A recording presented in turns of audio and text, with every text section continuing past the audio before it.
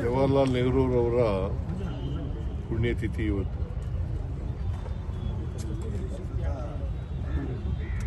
ಅವರು ಈ ದೇಶದ ಸ್ವಾತಂತ್ರ್ಯ ಬಂದ ಮೇಲೆ ಮೊದಲನೇ ಪ್ರಧಾನಿಯಾಗಿದ್ದರು. ಸುಮಾರು 17 ವರ್ಷಗಳ ಕಾಲ ಈ ದೇಶದ ಪ್ರಧಾನಮಂತ್ರಿಯಾಗಿ ದೇಶದ ಜನರ ಸೇವೆಯನ್ನು ಮಾಡಿದ್ದಾರೆ. ಅವರು 1964ನೇ ಇಸ್ವಿನಲ್ಲಿ ಮೇ ತಿಂಗಳಲ್ಲಿ ನಿಧನರಾದರು.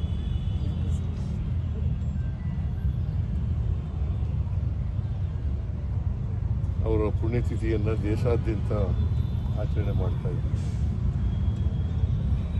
ವಿಶೇಷವಾಗಿ ಕಾಂಗ್ರೆಸ್ ಪಕ್ಷ ಆಚರಣೆ ಮಾಡ್ತಾರೆ. ಮತ್ತು ನಮ್ಮ ಸರ್ಕಾರನೂ ಕೂಡ ಅವರಿಗೆ ಗೌರವ ಸಲ್ಲಿಸ್ತಕ್ಕಂಥ ಕೆಲಸವನ್ನು ಮಾಡ್ತಾ ಇದೆ. ಆಧುನಿಕ ಭಾರತದ ನಿರ್ಮಾಣದಲ್ಲಿ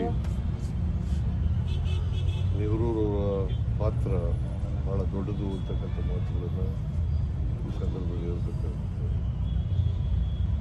ಅವರು ಸೋಷಲಿಸ್ಟ್ ಮತ್ತು ಕ್ಯಾಪಿಟಲಿಸ್ಟ್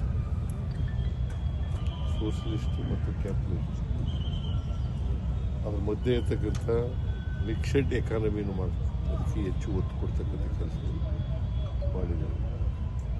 ದೊಡ್ಡ ದೊಡ್ಡ ಇಂಡಸ್ಟ್ರಿಗಳು, ಡ್ಯಾಮ್ಗಳು ಈ ದೇಶದಲ್ಲಿ ಬರಬೇಕಾದ್ರೆ ಮತ್ತು ಶಿಕ್ಷಣದಲ್ಲಿ ಮತ್ತು ಕೋಆಪರೇಷನ್ನಲ್ಲಿ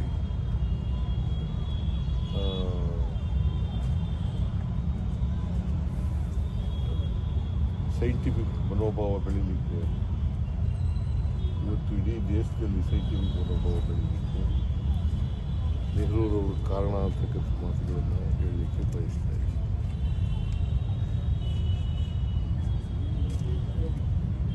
ನೆಹರೂರವರು ಪಂಚವಾರ್ಷಿಕ ಯೋಜನೆಗಳನ್ನು ಮಾಡಿ ದೇಶದ ಪ್ರಗತಿಯನ್ನು ವೈಜ್ಞಾನಿಕವಾಗಿ, ವೈಚಾರಿಕವಾಗಿ ಬೆಳೆಸ್ತಕ್ಕಂಥ ಪ್ರಯತ್ನವನ್ನು 17 ವರ್ಷಗಳ ಕಾಲ ಮಾಡಿದರು. ಅವರು ನಮ್ಮನ್ನು ಆಗಲಿ ಈಗಾಗಲೇ ಸುಮಾರು 62 ವರ್ಷಗಳಾಗಿ ಬಂದಿದೆ. ಅವರನ್ನು ಸ್ಮರಿಸ್ಕೊಳ್ತಕ್ಕಂಥ ಕೆಲಸ ಮಾಡ್ತೀವಿ. ನಾವೆಲ್ಲರೂ ಕೂಡ ಅವ್ರನ್ನ ಸ್ಮರಿಸ್ಕೊಂಡು ಅವರು ಹಾಕಿಕೊಟ್ಟಂಥ ದಾರಿನಲ್ಲಿ ನಡೀತಕ್ಕಂಥ ಪ್ರಾಮಾಣಿಕ ಪ್ರಯತ್ನವನ್ನು ಮಾಡ್ತೇವೆ ಅಂತಕ್ಕಂಥ ಮಾತುಗಳನ್ನು ಹೇಳಿ ಅವರ ಆತ್ಮಕ್ಕೆ ಚಿರಶಾಂತಿ ದೊರಕಲಿ. ಅವರು ಯಾವಾಗಲೂ ನಮಗೆ ಅವರ ಆದರ್ಶಗಳು ಏರ್ಪಂಕ್ತಿಯಾಗಿರಲಿ ಅಂತಕ್ಕಂಥ ಮಾತುಗಳು. ದೆಹಲಿಗೆ ಹೋಗಿದ್ರಿ ಸರ್?